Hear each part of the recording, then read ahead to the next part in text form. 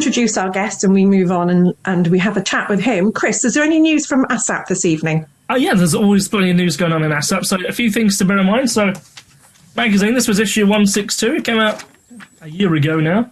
So I've been dabbling over and editing the magazine, of course, for a year and a bit, and I can confirm to you that ASSAP's issue, Seriously Strange for 164, is roundabout complete now. Yeah, so I have a bit of a surprise, actually. That's a bit of fun I did this week. I don't know if you noticed. I took a hint from Haunted magazine. They always do their magazine cover, front cover reveal that they send out to everyone. And I decided we ought to do the same, because it's a bit of fun. Bear with me. I've got a little something to show you.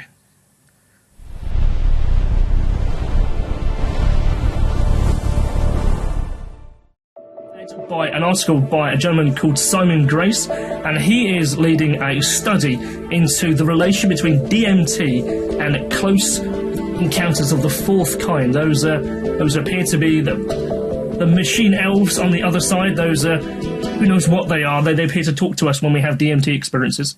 Also within there we have Dr. John Tate, who's with us here today. He has an article within this magazine called about the spectral century. Norrie Miles is delving into London. Sarah Pilkington embraces Victorian Fortiana with Spring Heel Jack. Sherman Carmichael, he's a gentleman from South Carolina. He has wrote an article about the legendary Grey Man of South Carolina that shows up when people get lost in the desert.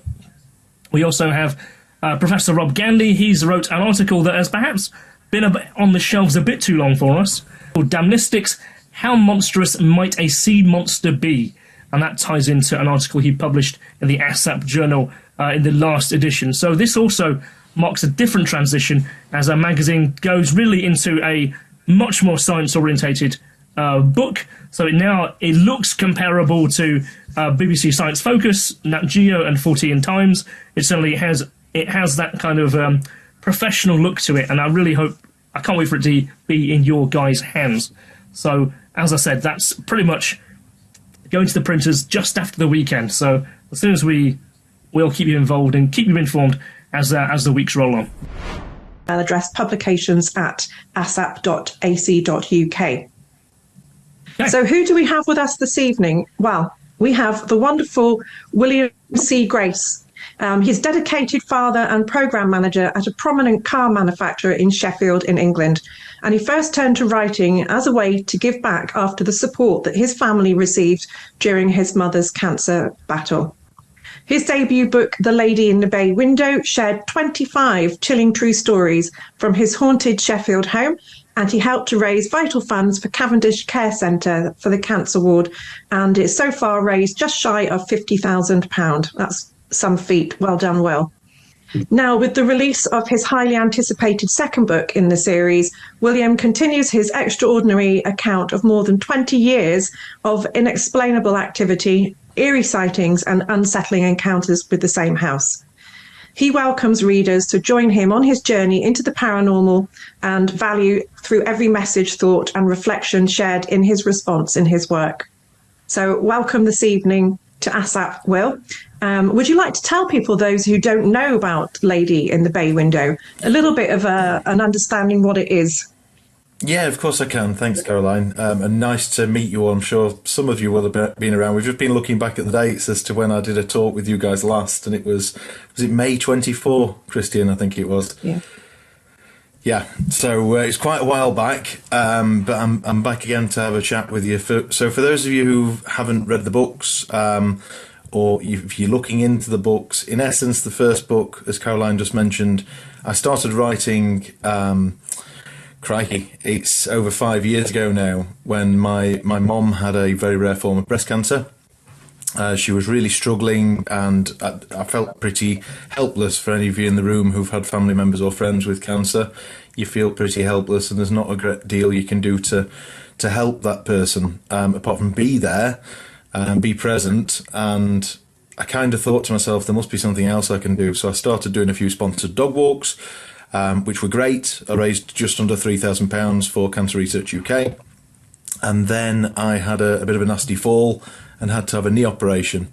Now, my right knee and I have a bit of history, so it's the 5th operation I've had on my right knee, and I knew I'd be out of action for quite a while. While this was going on, I ended up telling a couple of friends who came round one Saturday afternoon the latest paranormal going on in my home. One of which had lived here. He'd actually rented a room in the house. This room that I'm sat in right now, I still live in the house 21 years later. There's a fine line between bravery and stupidity, I think. But he basically asked me the question, which he always asks when he comes around, because he's seen the lady of the house. He's one of the 6 people who's seen this old lady in my house. Not of the living, I believe, unless she's an escape artist of some form. But she's a lady in her 70s, 80s, we believe is called Mrs. Tompkins, or potentially could be her mother, Mrs. Nielsen, from showing the photos, which I've got from the National Archive or local archives as well, to be fair. Going back to where I was, so a good friend of mine, 2 of them actually came around one Saturday and were kind of looking after me as I was laid up on the sofa, struggling with my right knee after an operation. And he asked me the question that he asks every time he comes around to the house. Has anything weird happened? Anything paranormal happened in the house? And as I mentioned, he's one of 6 people who've seen this old lady. She's probably in her 70s, 80s, short grey permed hair, dark cardigan, white blouse, is pretty much the attire she's been seen in every time, bar one, I believe, where she was in white bed linen. So I told him a story about some American coins that had appeared over 3 days. Yeah, 4 days. Some American coins that had appeared in the house randomly. Now, we do have a 2-year-old child now, but we didn't at this point, and both myself and my wife are quite tidy people. If there's ever anything on the floor, we pick it up. And this story, basically, we were finding an American coin every single day through Friday, Saturday, Sunday, and on the Monday morning, one was thrown at me while I was in the shower. Now, I'm quite a logical person. I'm a skeptical person. But to have a coin thrown at you while you're in the shower and you're the only one in the room was quite a strange affair for me. More exciting than anything, because this has been going on, as I say, for 21 years now, but back then this was 15 years in. But I jumped out of the shower, I showed my wife this coin, and fast forward to a week later, I'm telling a good friend of mine sat in my front room about this story, and I can see him going a white, pale shade of white sat across from me. His face is going really white, his eyes are widening. And at the end of the story, I said, "Are you okay? Is everything okay?" And he said, "When was it that the coin was thrown at you in the shower?" Now, the chap I'm talking about, a lad called Doug, he was round at my house the prior Sunday, the day before the Monday when the coin was thrown at me in the shower. And he'd been doing a first fit on some lights on the driveway out front. He'd come back to do the second fix when I was telling him the story. And what had happened on that Sunday, he'd gone home from my house. He'd taken his work trousers off, which are the old Snickers trousers, I think they're called, with all the multiple pockets, like combat trousers that they wear as an electrician. And there was one thing in his pocket, and it was an American 1-cent coin. Now, this was the 3rd American 1-cent coin that had randomly appeared, and he believed that the spirit might have followed him home. The spirit that he'd seen here might have followed him home. But at that point, the other friend who sat with me in the front room said, "You should write about this sort of stuff, because I would read it. I would pay money and I would read that." And I had a bit of a light bulb moment. I've never written before. As mentioned in my bio, I work for Volkswagen. I've worked for them since I was 15 years old as a mechanic apprentice, and now work as a national manager for them, covering 183 sites nationwide. And I've never written. I've never been interested in doing it. But that night, I sat down and started writing the notes on my phone. And I got to a stage where I had 25 stories that were all in chronological order and ready to be told. And I started to fill those stories out and tell the true stories of what had happened and interview the people that were involved. I say interview, these are friends and family of mine. So it's more of a chat, I suppose, but having that conversation with them to find out exactly what happened and how they felt at that moment as well. The story itself is laid out like that. So it's 25 stories in the first book, followed by a visit by a local medium who runs a spiritualist church and a paranormal investigation team. The stories themselves are told in a very matter-of-fact way. As you can probably hear, I am a Yorkshire lad, and I think that's what we do. We're very black and white. It's kind of, this happened, this happened, this happened, and this is how that person felt about it, or this is how I felt about it. Within the first day, Cavendish Cancer Care had asked me how much I wanted to raise for them, who'd looked after my mum, and I promised all the profits would go to them from this first book. I wanted to raise £2,500, but it raised 2,800 in the first day, and became Amazon's #1 bestseller. And it has been since it was released on October the 31st, 23. It's been Amazon's #1 paranormal book up until the 31st of October, Halloween 2025, when the second book came out and knocked it off its perch. So they've both done phenomenally well. I'm very proud of both the books that are out there now, and there's a lot of people that really enjoy reading them. If you haven't read them, have a look. You might enjoy them if you're into the paranormal. If you're a skeptic or a believer, I've got no axe to grind. I'm not trying to get people to believe in spirits by any means, because I am still quite a skeptical person. But there's been far too many things happen here for me to turn a blind eye to it. So, William, let's take you back to when you were first aware of what happened in this home that's your family home that you've grown up in. Obviously, you've been living in it as a family. Who was the first person that realised that something was not right? So that was a chap called Craig. I wouldn't say he kind of realised something wasn't right, but it was a week before I moved into the property. We were going out on a works Christmas do. Again, at this point, I was working for Volkswagen at one of the franchisees in Sheffield, and he came to pick me up from my mum and dad. So I was 19 years old, a little bit more fresh-faced than I probably look now, and he picked me up in his... This was the days of boy racers with the Fast and Furious cars. So he had a Vauxhall Corsa with a very loud exhaust and things on it. But he came to pick me up at my mum and dad's, and the first thing he said when I got in the car was, "I believe you've put a deposit down in the house. You're moving into a house, aren't you? Or you've got your mortgage accepted and things." And I said, yeah, we've got it all sorted. And he said, "Whereabouts is it?" I said, "It's just around the corner." And he said, "Well, we'll nip and have a look at it before we head to the bowling alley to meet everyone from work." And we drove up. It was it's late November 2004, this was, so quite a while back this. This was a month before I moved into the property. He's driving down the road. It's quite a steep road to where my house is, and it's only 5 or 6 houses down the road. But as he pulled up outside the property, I said, "It's that one there." And he bent down, looked up to the left-hand side, and it was up quite a steep path, like a pitted stone path going up to the front door, sat quite high up off the roadside. And I pointed to it. He bent his head down, had a look, and said, "It looks a lovely place. Who's the old lady in the window?" I kind of looked at him and looked back at the property. I knew it was empty. I'd been to view the house twice. It had no furniture. It only had, I think there was only 2 radiators in the house at the time. It wasn't a home to be lived in at the time, put it this way. And this was a dark, cold November night. But nobody had been in the house for 6 months. So we're looking up at the house. Again, there's no carpets, no curtains. I can't see anybody in this window. And he looked at me again, said, "Yeah, there's an old lady there." He bent down, looked up and pointed his finger up at the house and said, "It is that one there, isn't it? Number 333, I've called it in the book. I've changed all the names and addresses for obvious reasons. I didn't want it to turn into a circus, and needed some anonymity in there." But he pointed up at the house while I'm looking directly with him. I've got a better view. I'm on the near side, the passenger side of the car, looking up at the property. I've got the better view of the two of us, and I can't see her.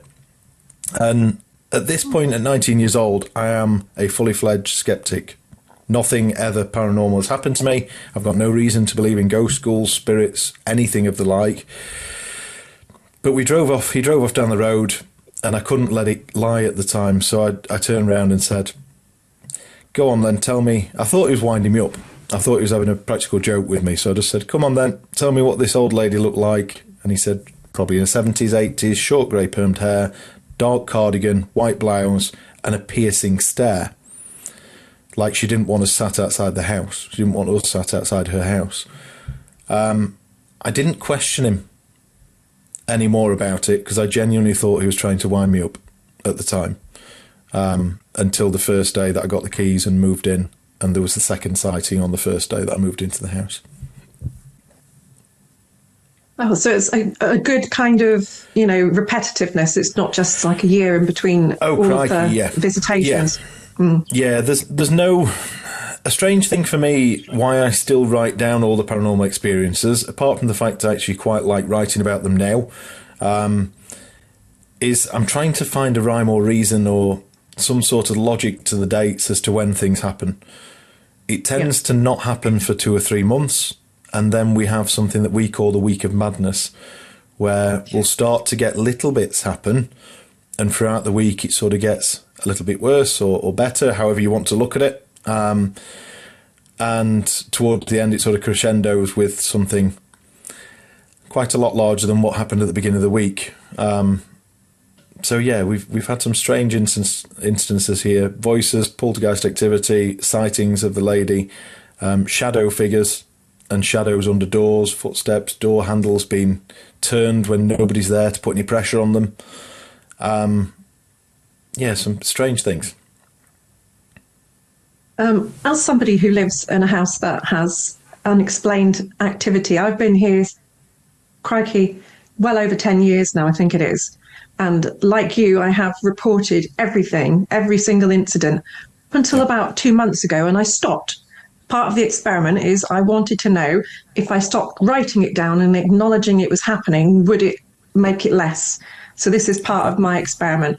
But like you know, I'm looking for patterns, and I'm looking for dates that things are very specific, and what can we do to explain it? It's very odd how it takes this quiet period, and I hate to use that word. When I was in the police, you never use that word because it would actually encourage stuff to happen. But it would go from being totally quiet to being crazy, like you say, it crescendos. No rhyme nor reason. So out of all these things that you've had happen in the 12 years that you've lived, I think it's 12 years, isn't it? 21. Lived, no, 21 years, yeah. 21. Yeah. What's the weirdest thing that you've happened in that 21 years? Okay, so I wrote about this in the second book, and this was a week of madness that neither myself or my wife will forget.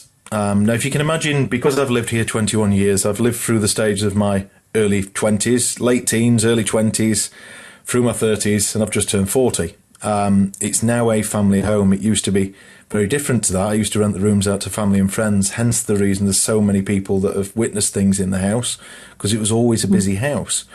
Now it's just myself, my wife, and my son, who is turning 3 in May. My stepson is actually 21 on Saturday, but he's off at university in Nottingham now.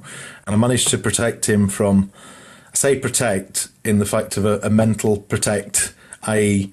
I didn't let him know what was going on. Although he was involved in some of the instances, I kept it away from him and just kind of played along and just said, look, you must be imagining things, which is not right to white lie to somebody, but it's the best thing to do, I think, as he's growing up in this house, because he did have things happen to him. This week of madness happened just over a year ago. It started on a Tuesday. It was 7 o'clock in the morning. Now, when you see things on horror films or anything on TV, it's always dark and thunderstorms and things like that. This was a nice summer's morning. It was 7 o'clock in the morning. The birds were chirping outside. My son was asleep in his sort of lean-to cot at the side of the bed. He was at that age. He was only 6.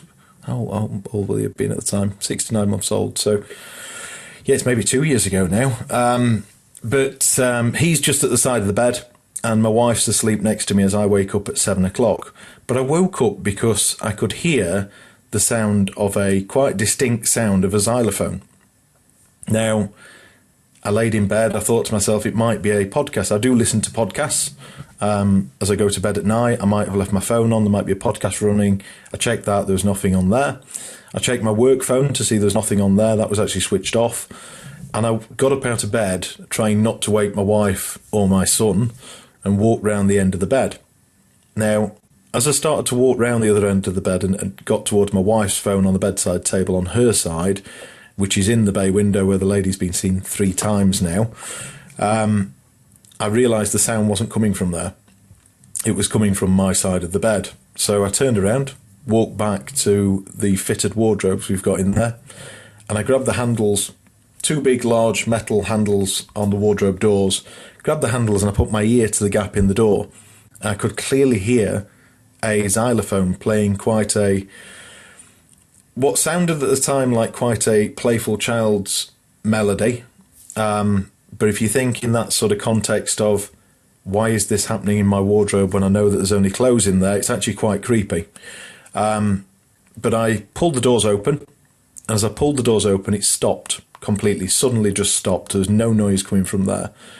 And as I'm looking into the wardrobe and trying to work out, there's no toys in there, there's just clothes, there's shoes, jackets, you name it, but there's no toys in there. We don't own a xylophone or a music box that plays that sort of music.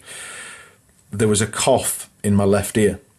And it was so pronounced, it was like a male smoker's cough, but really sort of phlegmy cough in my ear. And it was so close to my ear, it felt like somebody was there. But I was that scared, and I don't really get scared in this house. I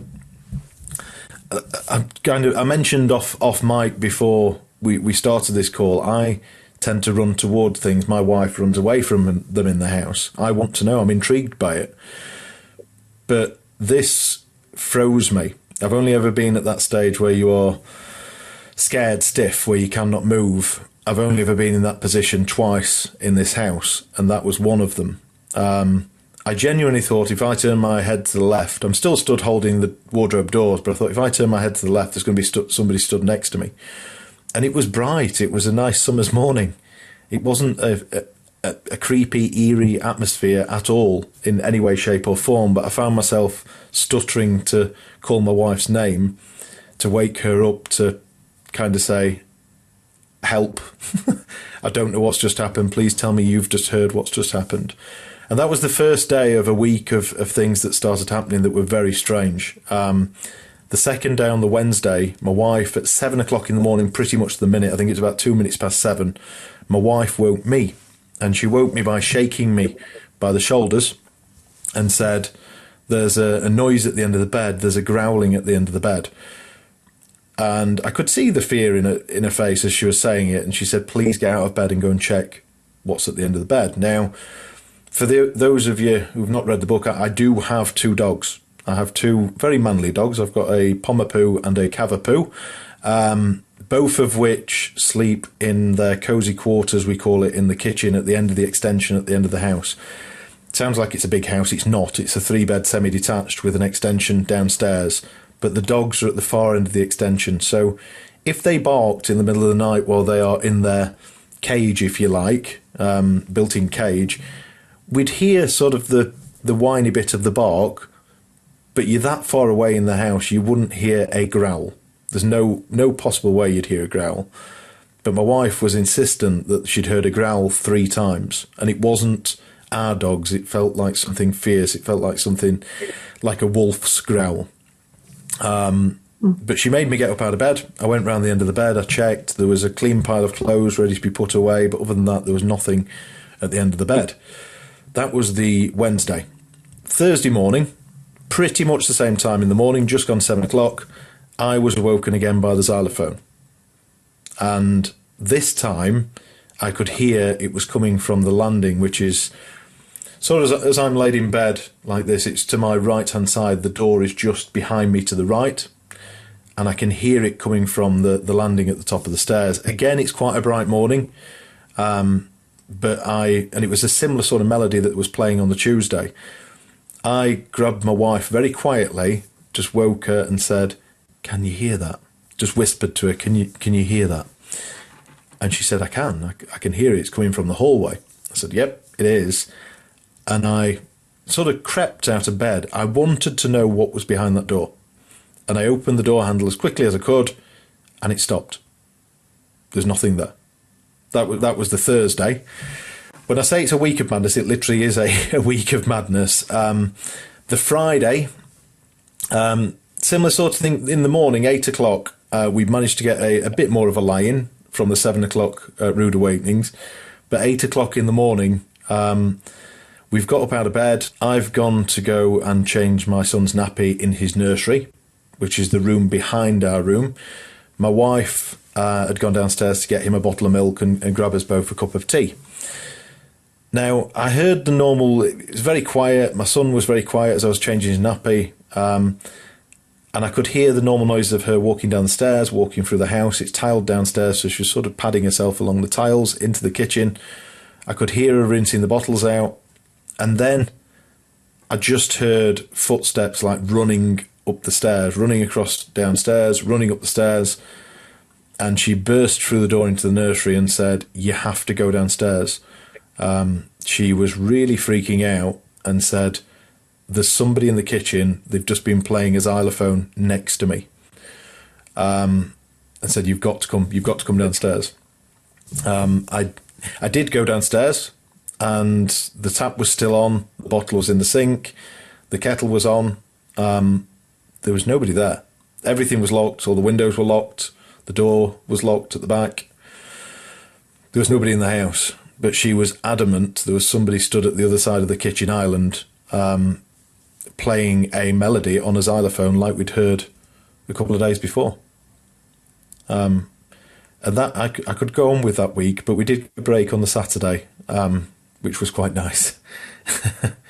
But yeah, that was genuinely quite a scary week because it was strange activity that we've never had before.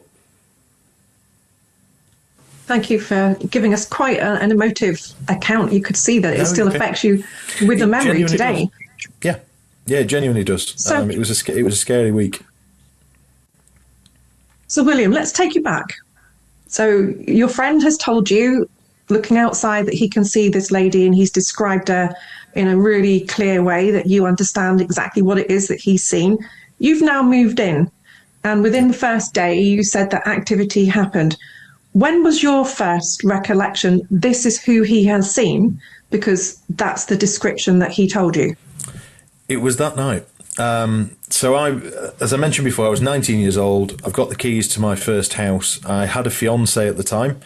Unfortunately, things didn't pan out with us. We went our separate ways after 6 months. But on that first night, she didn't want to move in because we didn't have furniture. As I said before, it was pretty much inhabitable, the house. No furniture. It's very cold in there. There's only a radiator in the front room and the kitchen from memory. So nobody would have wanted to live up there, or at least sleep in there, because there's no furniture or carpets. But I walked around the house and then got on my phone and thought, I'll do what probably any 19-year-old would do and invite my friends round, because I've got a house. I'm the first one out of all the guys to get a house. I'll invite my friends round to come and see it and have a beer with me. So I've got on the phone, I've invited 5 of my friends round, and it was around 7 o'clock that night, they started arriving in their taxis. Now, they had, under one arm, they had a sleeping bag or a quilt, because I told them there's no furniture. I said they could sleep the night, but there's no furniture or anything. And under the other arm, they had a crate of beer that they carried in with them. I was very young and naive and didn't have a TV licence. I had a television, but I didn't have a TV licence. So I borrowed the game of Monopoly from my mum and dad's and said, we'll sit around and we'll play that. Now, to describe the front room to you, as you walked in through the front door, there's a door to your left-hand side. As you walk into the front room, dominating your left-hand side is a very large bay window. And then over in the far right-hand corner, there is a sort of cubby hole or nook into the wall, which had shelves in it. At the time, it didn't have anything in it, but has shelves in it now. And then there's a very old fireplace on that wall to your right-hand side as well. And next to that, there's a door into the kitchen. Now, so basically, there's 2 doors, one in from the front door, one into the kitchen. On the floor, there were the original oak floorboards from the house being built in March the 25th, 1936. The house was finished built. And people used to, you guys may have seen this around, where people used to varnish around a rug in the front room. So it's very dark varnish on the floor with a big rectangle left in the middle where you could see the fresh floorboards from many, many moons ago. We sat in that rectangle on the floor, all 6 of us. I was facing the cubbyhole in the corner, and as we were playing Monopoly, we probably got about 2 hours into the game, and a very good friend of mine I've known since I was 11 years old, quite a strapping lad as well. I've never seen him show fear like this, but he looked over his shoulder and then sprung towards me, knocking me out of the way, knocking beer cans over, spilling the beer, ruining the game, Monopoly pieces everywhere. And he sat in a sort of corner of the wall behind me, holding his legs in a sort of fetal position. But you could see some trauma or mega fear had just happened to him. There's a lot of commotion in the room because people's beers had been spilt, the game had been ruined, and we were all young lads. So a few people taking the mickey out of him, winding him up. He didn't respond, he didn't speak, he was just in shock. You could see he was in sort of despair. I picked him up from the floor, took him into the kitchen and sort of put my hands on his shoulders and said, "Are you okay? What's happened?" And he said, "Did you not see her?" I said, "Who?" He said, "The old lady, she was sat on an invisible chair behind me."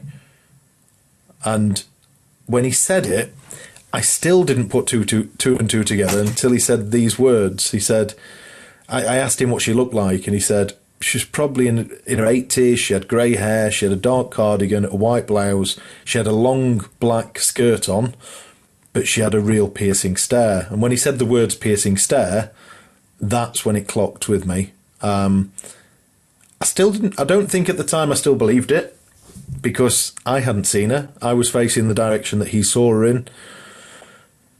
But I've now got 2 friends who don't know each other, Craig and Greg. One I work with, one's a work colleague, one's an old school friend.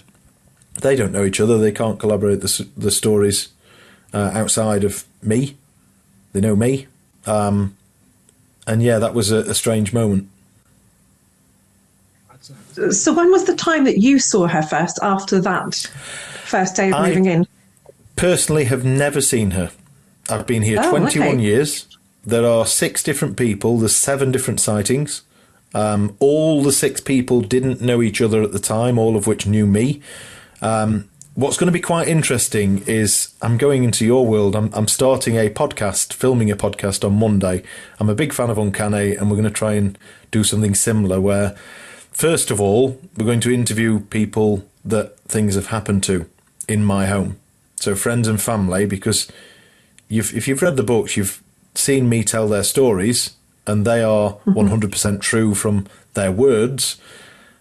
But I saw their reactions, and I think people really want to see that, want to see what people's reactions are to these things. You just mentioned about myself. You could see the fear in me telling a story about the xylophone and things. Yeah, when you talk to people about paranormal experience that have touched them, even 20 years on, some of these, when I've spoken to people, and you can see it in the face that they are concerned, they're worried.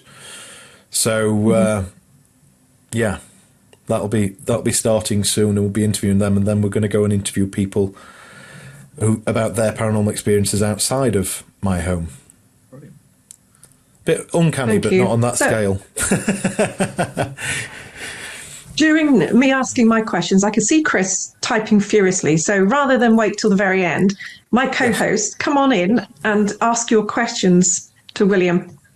Okay, let me remove the spotlight from you temporarily. Because I noticed as we were talking, what was happening is it was looking at you or me as opposed to William, so I kept making him the spotlight. So, yeah, phenomenal examples there. So, I'm trying to understand, so when you had your experiences and your friends and your relatives, they have seen this apparent apparition of an entity in your house. You know, how does that feel to know that potentially there is someone in and around you all of the time who may, well, in fact, be watching or be, observing, even at your most intimate of times, whether you go to the loo or with your lady, with you in the bathroom or whatever, potentially there's something there that you can't see. What does that do to someone in that position? Because you have a very unique perspective here in that not many people will admit that they live in a haunted house. or a house where strange things are occurring. So what does that do to you on a day-to-day basis, perhaps that there's someone around you?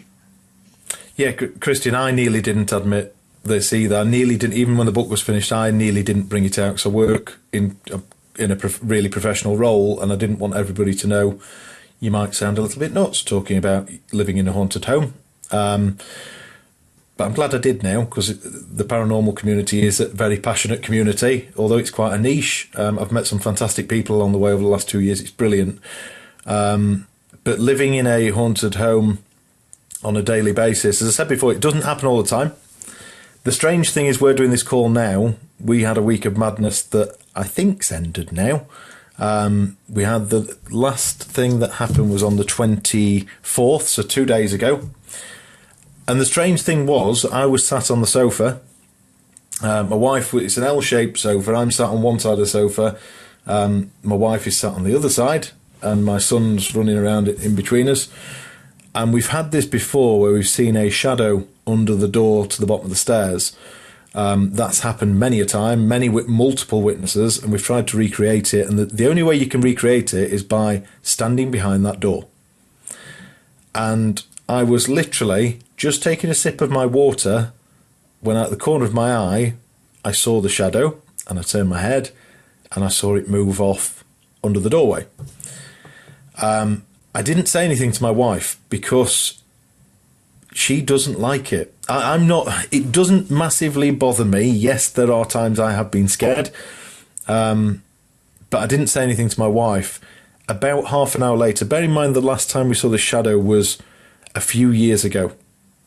Quite a few years ago. And I wrote it, I don't know the exact date, but it'd be in my book, probably about 5 years ago. But about half an hour later, my wife said, "Oh my God, I've just seen the shadow underneath the door." I didn't see it the second time, but she saw it. And at that point, I did say to her, "I saw that about half an hour ago, but I didn't mention it to you." But yeah, how does it make me feel on a daily basis? I'm very intrigued by it. I want to see the old lady.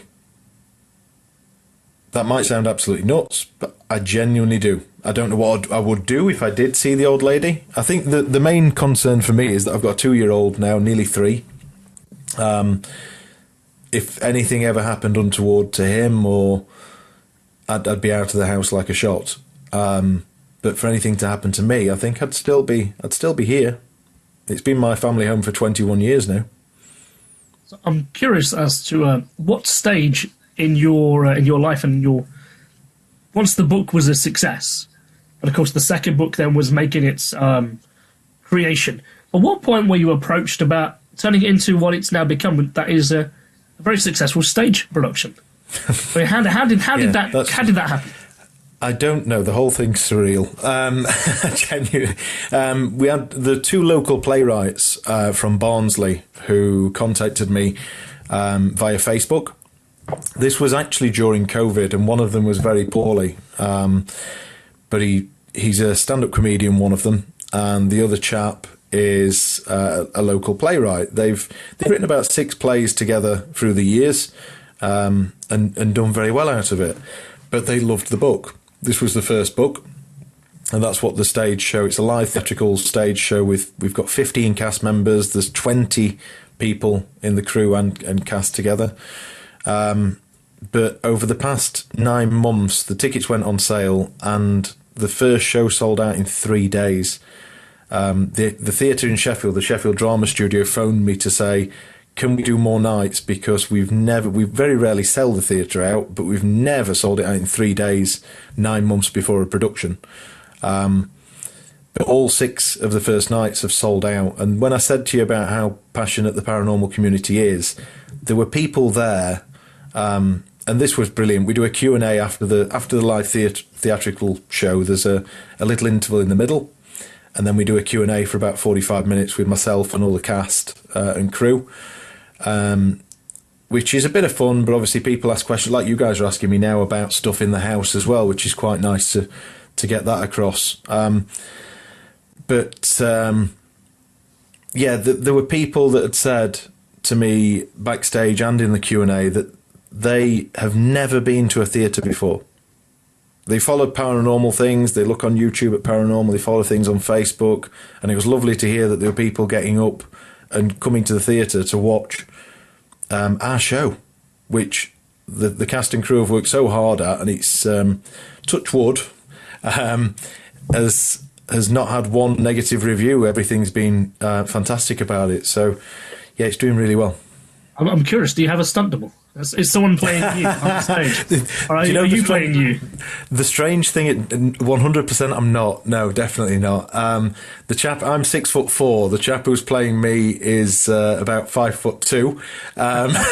So we didn't cast him on his height. But his actual name is Liam, and he works in car sales. So my actual name isn't William; it is Liam. Okay. So William Seagrave is a pseudonym, as I mentioned before. All the names and addresses were changed for the book. My name is Liam, and I'm played by somebody called Liam, who works in the same industry as me. Very strange. But yeah, the cast are fantastic. They're so good. There's probably more laughs in it than there is scares. It's I'm now curious. Have you invited your cast to your home to recreate a night? I have, and I've got a little story about this for you as well. So I invited all of them to come. Not everybody's taken me up on that as yet. In fact, only 2 people have, the actual playwrights. They all want to come, but they want to do it after the last 2 shows, which it's not going to be a last 2 shows because we've got another 4 coming later in the year now because of the demand on it. But the 2 playwrights came round because we were looking at a few bits from the rehearsals. How can we make this better? What can we do with this? That sort of thing. We were sat in my kitchen. It's the first time they'd been round to the house. And they said, has anything weird happened lately? Everybody asks me that question when they see me. And I said, actually, yes. My son's magnet board. Do you know the child's like A-frames, wooden A-frames that have got magnet board on one side and a chalkboard on the other side that you flip around? He's got one of those in the kitchen. And the prior night, I was the last one to go to bed. My wife went to bed with my son. I went to put the dogs away, lock up the house, make sure everything was tidy, and then went to bed. The next morning, I was the first one up. I was working away somewhere that morning, but I was the first one up and out of the house. When I came down, I always make a cup of tea first thing in the morning and get some breakfast. I've walked round to where the fridge is. Next to the fridge is this A-frame. And on the A-frame, there must be 200 magnetic letters on there. And they're all just jumbled about or chucked on the floor normally by my son. But I would tidy them up before I went to bed sort of thing if they were on the floor. But on yes, it is Yorkshire tea. Whoever's asking Yorkshire tea, it has to be Yorkshire tea. There's nothing else. But on the board itself, on the magnet board, there were 6 letters spaced evenly across the middle of the board. I've got a photo of this on my phone. I wish I could share it on here with you now, but I'll explain to you what it said. In these colourful letters spaced evenly, all about 2 inches each, these letters, it said the word SATPIN, SATPIN. Now, I've never heard of this word. I'd be interested to know if anybody on this call has heard of this word. But these letters were spaced evenly. It was written very clearly in a straight line. Definitely not something that a 2-year-old does. My 2-year-old wouldn't do that. But I didn't know what the word meant. Does anyone know what that means? Can anyone put anything in the chat to say? It's phonics. It's to do with the arrangement of letters and sounds. It is. Now, actually, it's interesting. It's interesting explanation here. So SATPIN is referring to a phonics program of letters and sounds phase 2. This is normally to allow children to immediately blend sounds into a variety of CVC words. These sounds are chosen for their high frequency and ability to perform many words. I've never heard of that word before. Somebody asked at one of the stage shows, has anybody, exactly the same question you've just asked, has anybody from the cast or crew been to the house? I explained this story to them because it was the week prior that they'd been to the house. I'd not told anybody else about it. There we go. Somebody's typed it in there. Oh, it's yourself, Christian. Sorry. Yeah. So, yeah, somebody in the crowd was nodding, and I said, "You're nodding. Do you know what this word means?" And they said, "Yeah, I teach. I teach at a at preschool, and it's about phonics for children. I've never heard of that before, but it was amazing to hear. And I know, unless somebody sleepwalked in the middle of the night and walked downstairs and put these letters on the board, then that was done overnight, because I was the only one that could have done it before I went to bed, or done it first thing in the morning. Nobody else had been downstairs, and there's only my wife and myself and a 2-year-old in the house. And there's no way my 2-year-old, as I said before, does anything that tidy. It doesn't happen. So I don't know your thoughts on that, but it was quite an eye-opener for me to see that happen. Well, I'm very... Do you think maybe that the lady who is in your home, could it be any possibility that she may have been a teacher? If you could identify who she was from all of the bits and pieces that you've gathered so far, so history, research on the house, previous owners, could she have maybe been a teacher that she used that way of teaching the children? Well, Mrs. Tompkins, who lived here from the 50s, who we believed was the lady in the bay window, from every neighbour that I'd spoken to, they were saying she's lived there the longest, she's had it pretty much from when it was new. If anyone was going to haunt it, it would be her. We thought it was going to be her before we saw photos. Mrs. Tompkins was a furrier. She made fur coats, not a trade that we have anymore. But yeah, she made fur coats and stots, I believe, reading up on what she did in the local archives. Now, I say me reading up in the local archives. I had a local historian called Joanne, a fantastic lady, who loved the first book and came to me and said, if you ever write a second book, I'm going to go to local archives, national archives. I will find you every little bit of information about the house, the land, and everything about it. The Mrs. Tompkins' mother, who I've called Mrs. Nielsen in the book, again, I've had to change the names because they still have surviving family members. Mrs. Nielsen is an interesting one because I've shown her picture to 5 of the people who've seen the old lady, all of which have gone, it's her. And I've got pictures of Mrs. Tompkins as well. Now, Mrs. Nielsen was brought up, she was actually born in a local pub called the Noose and Gibbet. For anybody who knows that pub near Sheffield Arena, if you've ever been to Sheffield Arena, is a reportedly very, very haunted building. And it's where they used to gibbet people, where they put them in the cage. It's named after a chap called Spence Broughton, who was gibbeted there in the 1700s. So the road that runs along there is called Broughton Lane. So quite an interesting place. But she was born in that pub, actually born there. Her dad, granddad and great-grandfather were landlords of that pub. I've actually been given permission to go and do a paranormal investigation there, which I'm going to do at some stage. It's just trying to find 2 minutes at the minute to rub together would be great. So, not very well. Yeah. I was going to say, so from the success of the stage production now, I mean, what is next? Are you going to continue this endeavour? That you said you got a podcast on the road, or so to do some video projects, some video documentaries, and I guess the podcasting is a brilliant outlet for that. Is that going to be your only focus? I mean, and also, are you touring with the stage show? Are you going around to each of the shows too? Yeah, so I'll kind of answer that one first. The stage shows, we're not going too far away from home yet. So I think the furthest, the next ones we've got, I'm based in Sheffield, and all of them have been South Yorkshire so far. We're doing Halifax, Nottingham, which is on Halloween night, which I can't believe we managed to get a theatre on Halloween night. That should hopefully sell pretty quick. We've got Sheffield and Dronfield, which is a local village not too far from Sheffield.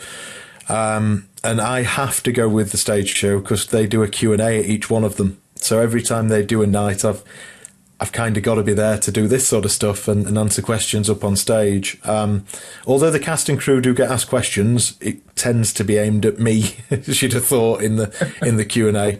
And what was the other element of what am I looking to do next with things? I'm really excited about the podcast. Genuinely, I want to make it... I love Uncanny. I love the skepticism and the believer, the skeptic, that whole thing. And I love the fact that they try and prove concepts in there. I'm hoping we can deliver something, probably production value wise. I don't think we're able to touch them because they've got the BBC's budget, but we genuinely have put some money behind it, myself and a friend, to try and make it as premium as we can for the viewers to see. And I'm genuinely looking forward to interviewing people, not just my friends and family about things, which would be more of a chat, I would have thought, but other people who've experienced things, because it makes my world seem a little bit more normal when I talk to people that reach out and tell me their stories about their haunted homes and their haunted experiences. So I'm really interested to do that. I can't wait to do that.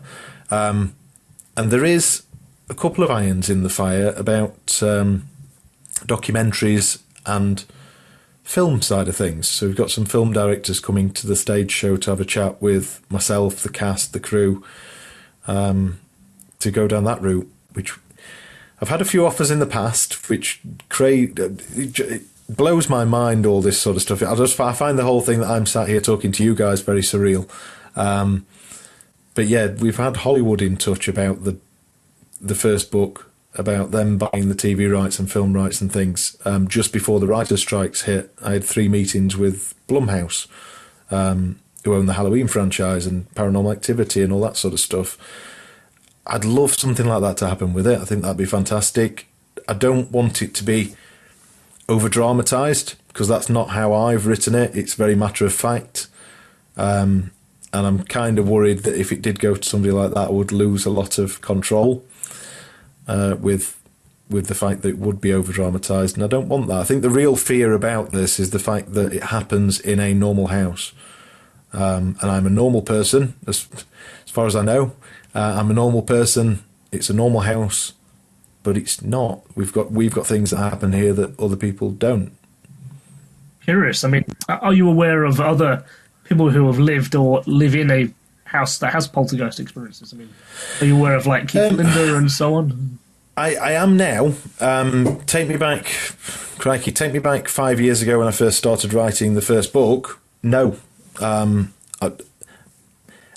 probably watched Most Haunted a dozen times in my life, and that was the nearest I'd ever got to the paranormal world.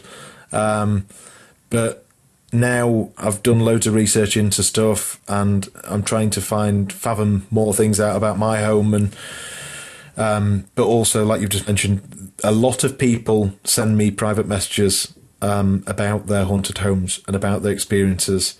And I actually helped a local lady write a book about her haunted home not too long back, so which has done really well. So you are in a unique position, actually, because you are living an experience. I think you may well almost become a lightning rod to other people who haven't shared their experiences. You wouldn't believe how many people do message me to say, I love hearing them as well. So if there's anybody on this call who wants to send me a message on the Facebook, please do. It's the lady in the bay window, William Seagrave. Reach out and tell me, because I love a bit of bedtime reading. And I like to hear the fact that I'm not nuts. I'm just a normal guy who lives in Sheffield, and we have these experiences in our house.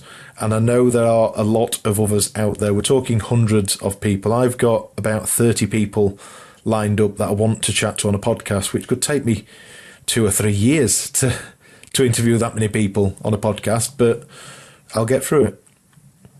Yeah, well, William, I can assure you that waking up in the morning to a child in some form is not unique to you. We need to chat. Please do. Please do reach out. Yeah, reach out to me. This place is crazy. And you were explaining it, and I'm thinking, tick, had that. Tick, had that. And the kitchen is one of the most haunted rooms in my house, and this room that I'm sat in now, and the hallway. Now, stairs in the bedroom, we don't really have a lot, but it started to be active. But that's more with physical things that we've seen up there.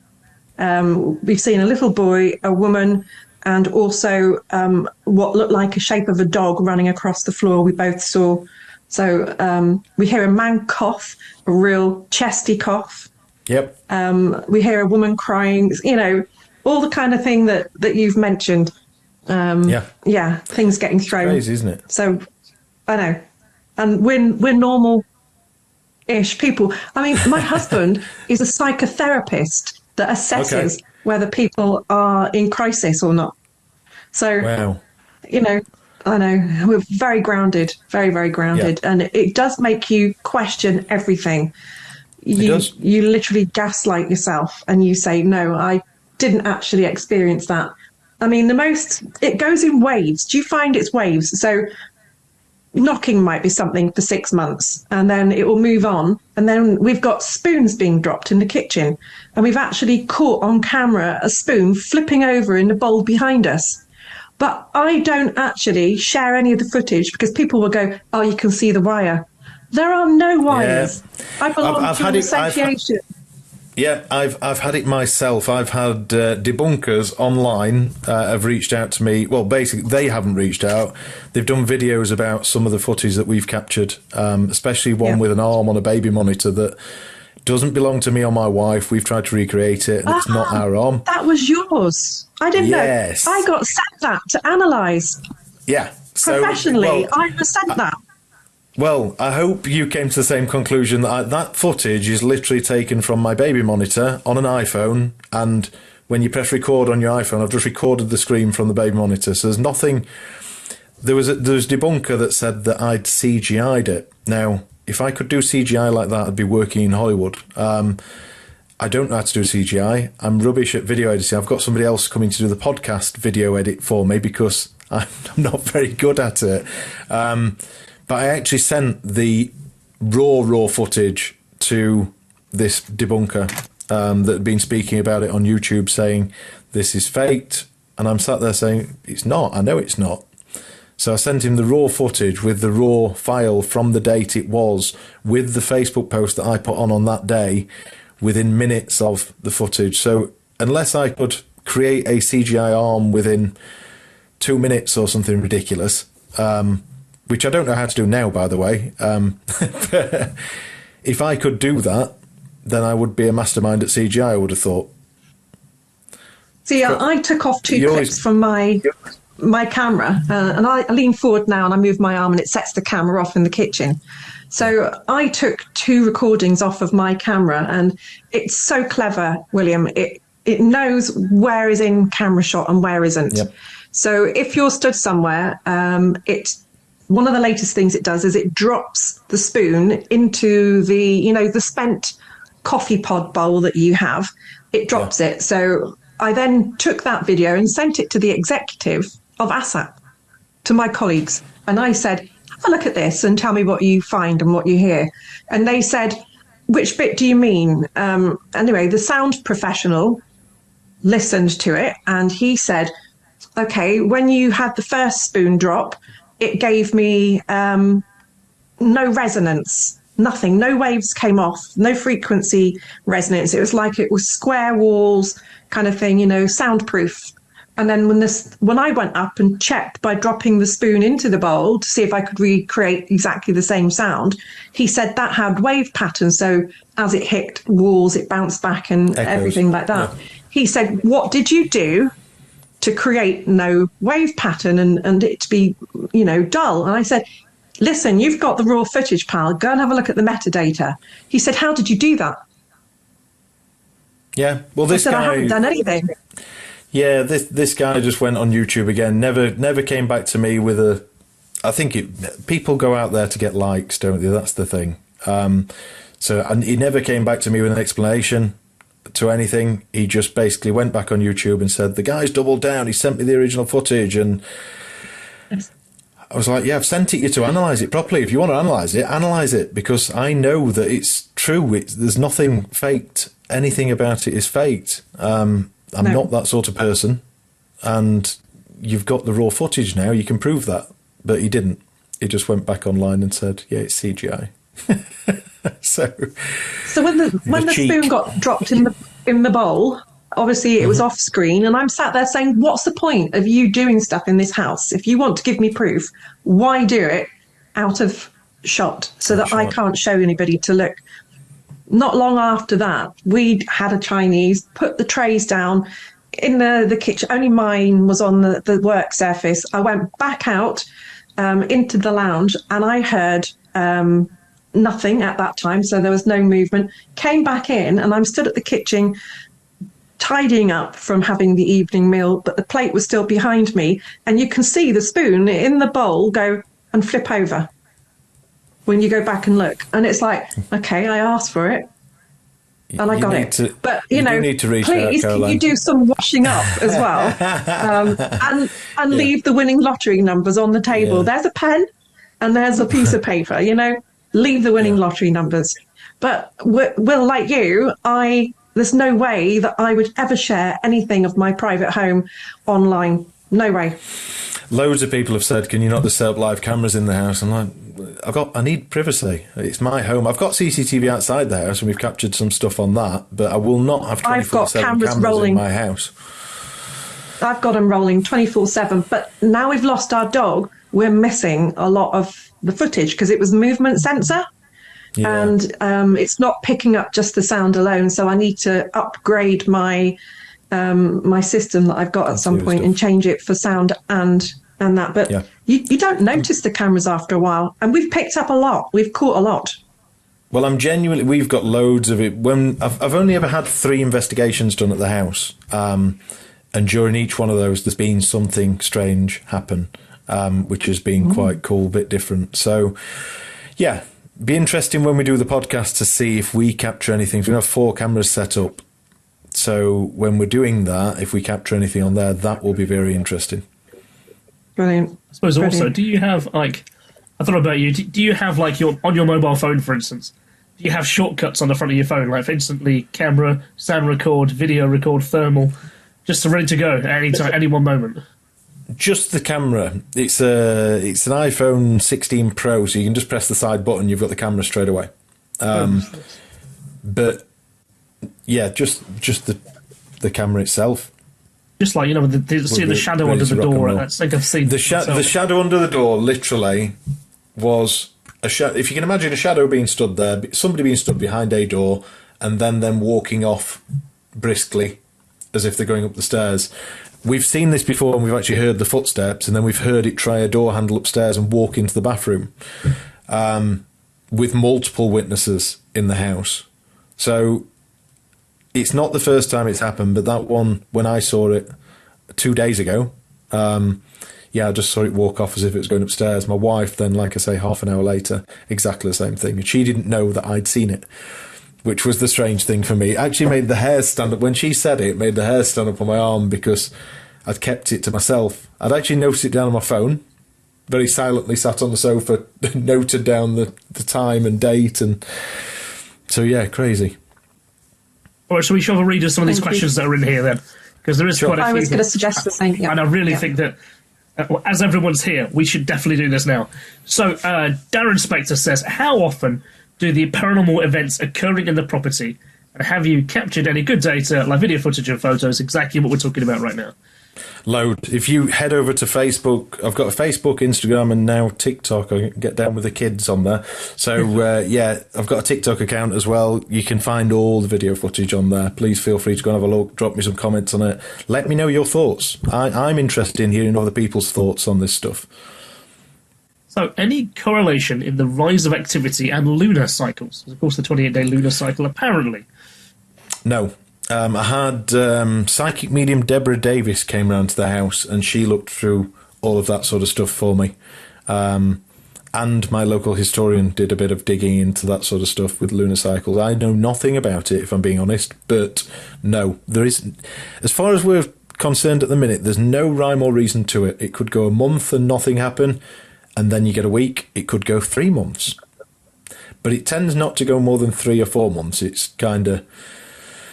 It's around that sort of cycle, but it's not. There's not an exact piece to it. I'm sure Keith Linder said the same, actually. I'm sure his experiences at the Bothell Hell House, sometimes it would go 3 months, and then there'd be a week of craziness, and it'd go back to nothing again. It couldn't be more random. I think that's the weird thing about it. It couldn't be more random if it tried. Very strange. So I think there's a question here about your dogs. Were your dogs responsive to the paranormal events? They are, not always. And I will tell you this one very quickly. I've got the two dogs that I've got, 8-year-old dogs. They're still very lively. They're very much like pups, and they do hear noises and react to them in the house. But this was only a few weeks ago. The larger of the two dogs, the Cavapoo, he'll walk into the kitchen, walk to the back door, and he growls at the back door to be let out. Now, if you're sat in the front room, you'll just about hear it. So if you hear that, you jump up and you go to the back door to let him out, as normal. The little one doesn't do that. It's only him. Now, one particular night, a couple of weeks ago, it was the beginning of the week of madness we've just had, so it was probably a week-ish ago, a week and a half ago. I'm sat on the sofa, my wife's gone to bed with the little one. It's only about 9:30, but she's gone to settle him down and read him some books. I'm sat there alone, I'm watching the television, but I hear his growl coming from the back door. I get up off the sofa, I walk across the room, through the door, all the way through the room to the back door, and he's normally sat there looking at you, waiting to be let out. He's not there. I walk back into the front room, both dogs are asleep on the sofa. I 100% heard his growl at the back door. And what solidified this is 10 minutes later, the same thing happened, the same growl, his growl, coming from the back door. If I was on YouBet and I was listening to dog growls, I would have said that is his growl, as I heard it the second time again. And I looked around, both dogs were asleep next to me. I didn't even get up this time because I just looked across at the dogs. But I did then stand up, turn all the lights on downstairs and say, "Dogs, it's time for bed." And I went to bed myself because it freaked me out a little bit. So I understand when my wife heard growling at the end of the bed, it's not a nice noise to hear in your house, that, when it's not your own dog. Is they'll hear what they call a mimic. Yep. Eric mentioned this, so it's almost like it's a replica or something, a sound that you hear often as a background sound, and it's played back to them, but it's played over their equipment. So, for instance, they could hear the dog, and then all of a sudden, 4 hours later, somehow that sound is being played over their speakers. They don't know where that's coming from. That kind of mimic effect in the space that you're in. Like, so there with the dog, suddenly that's the dog here. You hear that at a later time. Yeah, it's very strange. Very, very strange. And like I say, the second time it happened, I just literally turned my head and both dogs were fast asleep next to me. So I know it wasn't my dogs. It was a bit weird, that one. So has your son ever seen or interacted with someone that you can't see, is the question here? Well, he potentially has seen. He's, like I say, he turns 3 in May. He started talking about when he was just over 1 year old. I think he started first burbling some words, but he's not stopped talking since. We were going to a local shopping centre called Meadow Hall in Sheffield with my wife. Not a place that I enjoy going to. But my son was in the back of the car, and as we were travelling down a dual carriageway, I could hear him whispering in the back of the car. Now, my mum passed away, bless her, 3 days after he was born, so she got to meet him. I think she actually hung on with this rare form of breast cancer to see him before she passed. But he was sat in the back of the car whispering, and I said, "Who are you talking to?" And he said, "Nanan." And he doesn't have anything to do with my wife's mum. So I kind of looked round at my wife, and my wife turned her head round and said, "What's Nanan look like?" And he said, "She's got short brown hair," which my mum had short brown hair. And for him to say short brown hair, that's quite descriptive for a 2.5-year-old. Quite descriptive. And I said, "What's she saying to you?" And he said, "She wants me to go to her home." And again, he speaks, but putting very clear words together is not something you hear very often from a 2.5-year-old. But he was very, very clear with me as to what he'd spoken to her about and stuff. And then I turned back down to my wife, sort of looked at her like, "That's a bit strange." Carried on driving, and then he started whispering again. But he's sat behind my wife, so I'm driving, he's sat behind the passenger seat, and he's turning his head to the seat that sat behind me, whispering to somebody. And what I thought was quite scary about it is what you've just mentioned about a mimic. because we've had stuff like that happen in the house before, of somebody shouting in my voice for my stepson. So I was thinking, is it my mom, or is it somebody else pretending to be my mom? Or is it nothing at all? Is it nothing at all? Is it a 2.5-year-old that's sat there talking absolute nonsense? I don't know. I mean, Nicola here has mentioned, if you heard a male smoker's cough when you hide the xylophone, don't you think there is another presence? So could that be two, or perhaps, or is that someone passing the same, shall we say, the same thing passing you, or do you think it was two distinct, separate things? I guess I'll never know is probably the right answer for this, but we've had a medium round to the house, and he thinks there is a vortex in our bedroom, in the master bedroom, which is always a lovely thing to hear. But he thinks there's a lot of spirits that pass through this house, not necessarily residing here, that just pass through it. But he did say that there are three or four very strong spirits in the house. That's curious. I mean, it's like, I can never work out. I have a real difficulty with spirits as such. Why would the dead still hang around? Why would they be deceased? Could there be another technological factor at play? Does the UAP subject play into this a bit? Because they often have the mimic phenomena, the poltergeist phenomena within that, and I spent a lot of time now looking at that case. And I do wonder, how do you feel about that kind of thing? Do you feel that there potentially is a doorway in your bedroom? What does that look like? Genuinely, I don't know. I think one bit that he did say, this guy is the head medium at a local spiritualist church, quite well-renowned medium. And he was the chap I wrote about in the first book, a guy called Tim Doyle.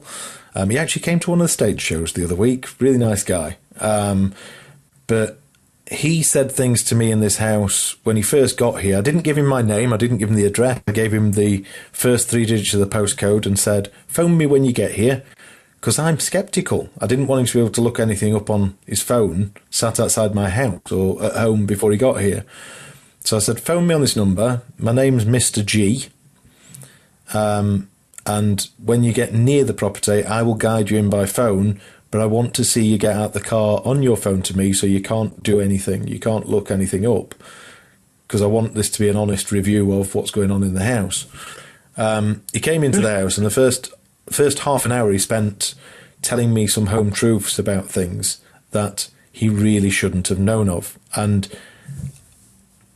I'm open to stuff like this, but I'm more sceptical than anything, I would say. And I sat there for half an hour listening to him tell me things that he really shouldn't have known. At the end of it, I said, you're either a real spiritualist medium or you're Darren Brown. Because I have no idea how you've just said some of this stuff to me. And I didn't give him anything. I've not even spoken. I'm just nodding my head or yes, no with him. So, yeah, very strange. And he's the chap who said there's a vortex here. It's an interesting phrase, because they use the word portal, gateway, almost interchangeably. I can't really understand what that actually means. Are we saying there's some kind of black hole in the bedroom that spirits pass through from the other side? I'm going, my brain really, really struggles with that. Yeah, he was. I asked him this question when he was here, and I wrote about it in the book. He basically said there are other vortexes there'll be other vortexes on your street where spirits come in and they go to see their family or friends or go to their loved home or property or land that they resided on. But they can come in for any of these doors, and you have one of them. So I guess, strange. I mean, a better vortex than Artex, for sure. I mean, is it another dimensional crossplane? Why would the dead come and bother us? So I often wonder, is it more a temporal thing? Are the spirits more from interdimensional? Are they passing through here, watching us, studying us, perhaps, as some would say? Are they just watching our experiences? Are we a zoo? On all those kind of science fiction tropes, as it were. But I guess in the mediumship space, a vortex from another dimension, whether it be up there, down there, somewhere in the middle. It's a fascinating place to play, isn't it, mentally? Mm. Yeah. I think one thing he did say to me is, do you hear a lot of footsteps at around 1 till 3 in the morning? And my wife and I have had conversations before this saying, why do we normally hear the footsteps downstairs at 1 to 3 in the morning, or on the hallway outside our bedroom between 1 and 3 in the morning? And he said the same thing to me while he was here. He said, a lot of the spirits come in between 1 and 3 in the morning. Is that when you hear the majority of the footsteps? And I was like, yeah, it is. But for him to say the actual 1 and 3, it's either a very lucky guess, maybe, or he is some sort of Darren Brown or a spiritualist medium, as I said to him. Does that shift with the GMT? Good point. Genuinely, well, I suppose it does, yeah, because we always see it 1 and 3 o'clock. Yeah, you'll tend to get woken up at between 1 and 3, and the reason I named the house number 333, excuse me, is we actually had a time where it was 3:33. We kept being woken up, which is strange because Danny Robbins then brought a play out called 222. Right, yeah. So I went to see that, and when I realised what that was about, I was like, okay, yeah. So we used to be woken up at 3:33. A lot. Well, you're not the only one to say that. I've heard that over the years, that there appears to be, well, it's time correlations, particularly 222, 333 are times that people get woken up. And I've often wondered, is it just because that's the moment we've just recognised the clock and we go, oh, okay. It could and be, then your brain, or it could be that pattern. your body. It could be your body clock. I mean, having a toddler, I have a body clock which is just nuts at the minute, because if he decides he's waking up at 2 o'clock in the morning, like he did 2 nights ago, the next night I'll wake up at 2 o'clock in the morning because he's done it to me the night prior, and my body thinks I've got to get up. So yeah, your body clock is a fascinating thing. I mean, I've seen Mike Bembra Jackson's asked a question here. I mean, you're welcome to jump in if you want, Mike. But are there any possibility that the phenomena is generated by the occupants or visitors themselves, are shared experiences? Sorry, what was the start? I didn't quite hear the start to that, Christian. Any possibility that the phenomena are generated by the occupants or visitors themselves? So I guess there's a perception in parapsychology that there is the RSPK model, which is effectively the phenomena that's happening is because of an agent being the sensor. So, or would you be the ones creating the phenomena to happen? Might be the question there. Yeah, again, it's a question that I guess I'll never know the answer to, but I think the strange thing about the house and why people like the story so much is because there are so many witnesses. And not just witnesses alone. We're talking, there's times where there's 6 people in a room that are witnessing something happening, poltergeist activity or noises or voices or sightings and things. I've been there on 3 of the occasions when the sightings have been and not seen the lady while somebody's pointing at her, for instance. So, yeah, I don't know is the honest answer, but hopefully one day I will. Okay, so that's fine. As a question, as a purely scientific perspective, I mean, I really hope that you're going to share what you've collected so far, your data and accounts and stuff. There are some really good services online. The Macro PK, if you've not heard of that guy, Dr. Eric Dolan, who's a French scientist. We've actually had him on here. So he is gathering a European database, really, of poltergeist experiences. I think he'd really benefit from having some of your reports added to his database. Yeah, cool. Yeah, he's a really good guy. I'll point you in the direction of him. So I think he's got like 4,000 reports on there of ongoing accounts, ones that are historical. And of course, if anyone's having these kind of experiences, it'd be really good to have them centralised. So I'll put you in the direction of his website. It's really good. Of course, yeah, please do. Please do. Yeah, that'd be great.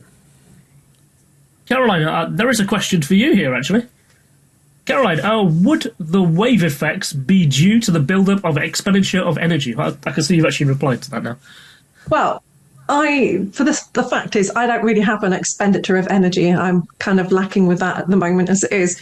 So, but the one thing, because we obviously do, as well as the cameras going, we've got environmental readings, and we've also got, Liam, get yourself something that measures radiation.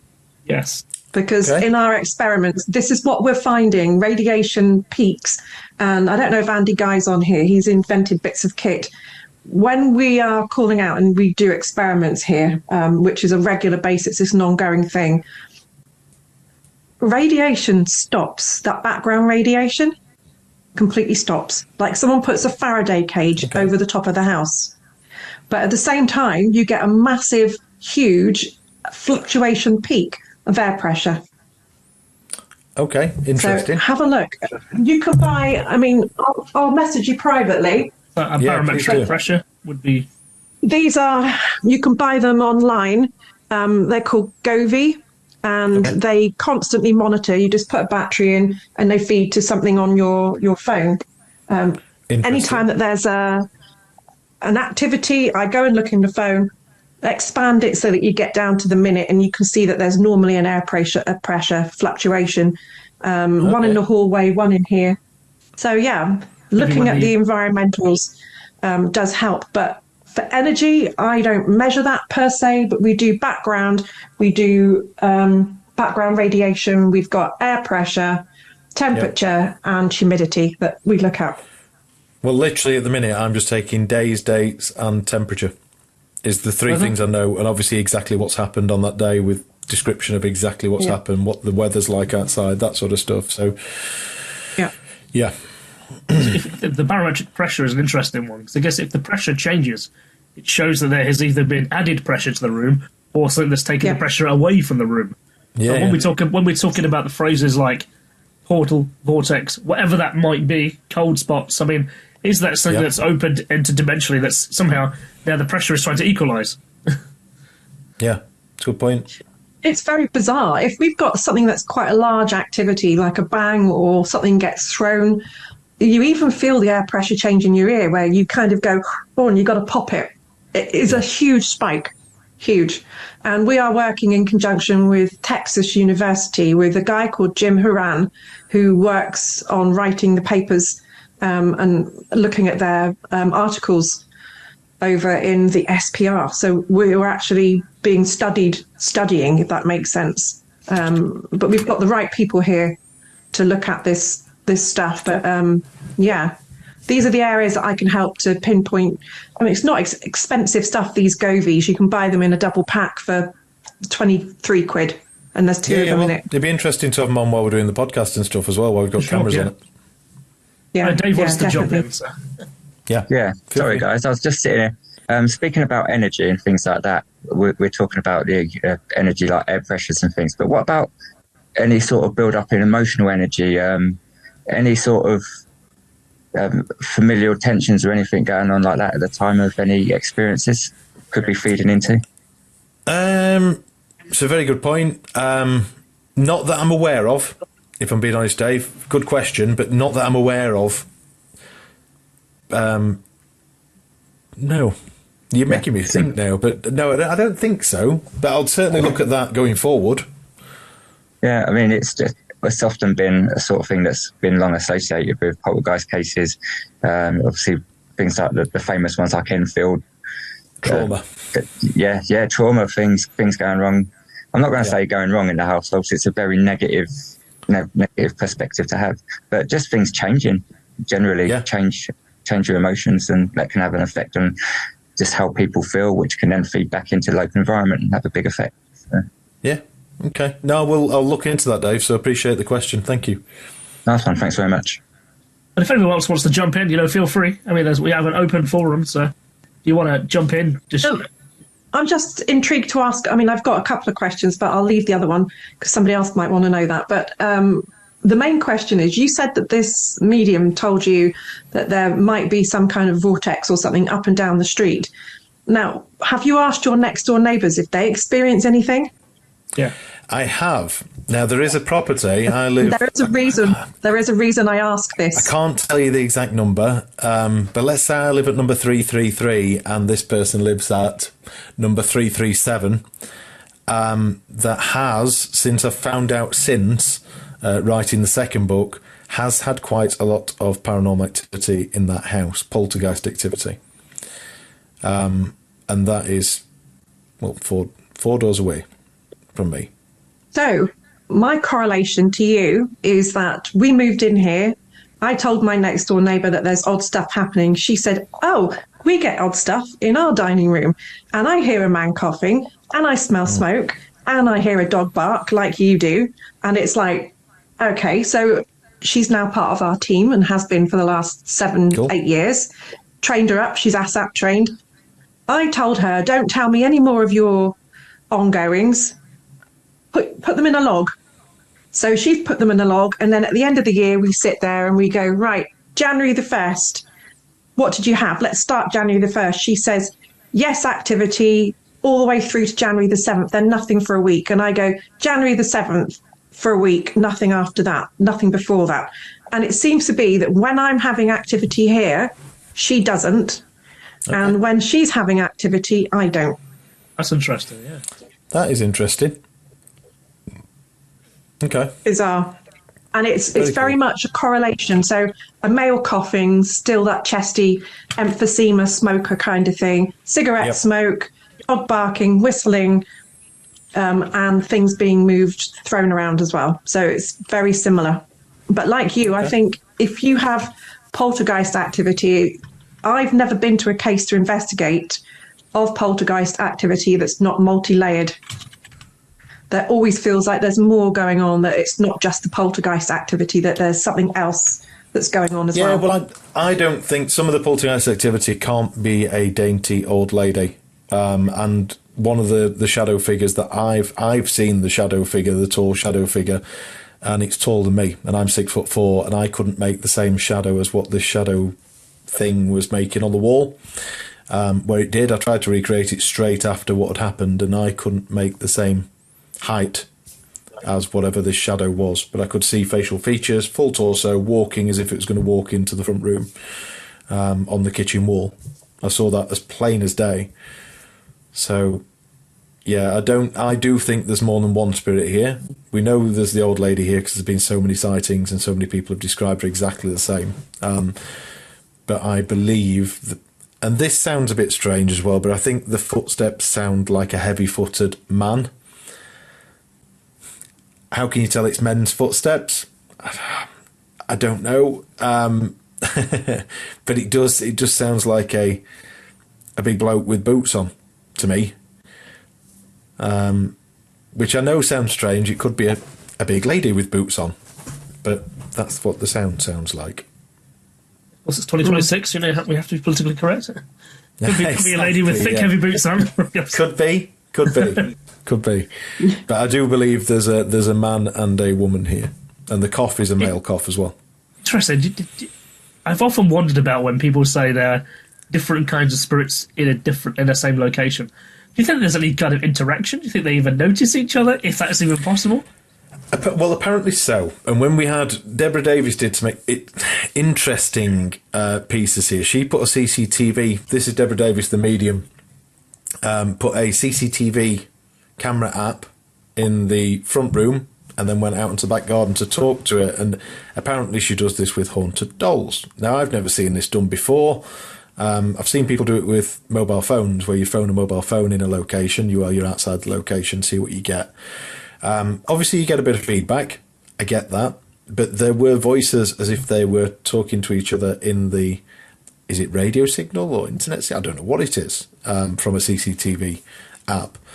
But there were voices in there there was an Irish accent, there was a German accent. Very strange. But I don't know the inside out workings of that. But some of it appeared to be answering us, but also talking to each other when she did the experiment, which was quite cool to hear. But again, I don't understand the ins and outs of it. Interesting to get some analog recorders in there. I find that the digital side of things seems to... I don't know how well you are techie orientated. The way that recording seems to work, if you record to an MP3, it cuts every sound out apart from when there is sound spike, so it's never very clear. AAC does a half decent job, but I find that analog recording is really intriguing because you get the proper waveform. Okay. So I've literally done recordings on Audacity on my laptop while the laptop's just been left upstairs, and we've been downstairs and captured some very interesting EVPs, and sounds like poltergeist activity, like things are being thrown around, but there's nothing on the floor when you come upstairs.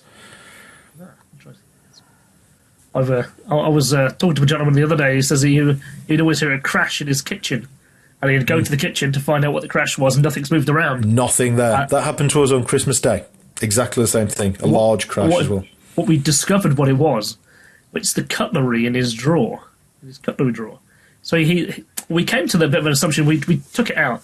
If there's something magnetic, or if there is some kind of force or field that grabs all of the cutlery, lifts up in the drawer, and then just drops it all back into the tray, that massive crash that happens. Sounds just like that. But of course, you didn't see it in the room. Nothing's out of space, but the sound crash is really distinct. So we discovered that whatever was happening in his house would raise all the cutlery up inside the cutlery drawer, then let it go again. But why? Very bizarre. Very bizarre.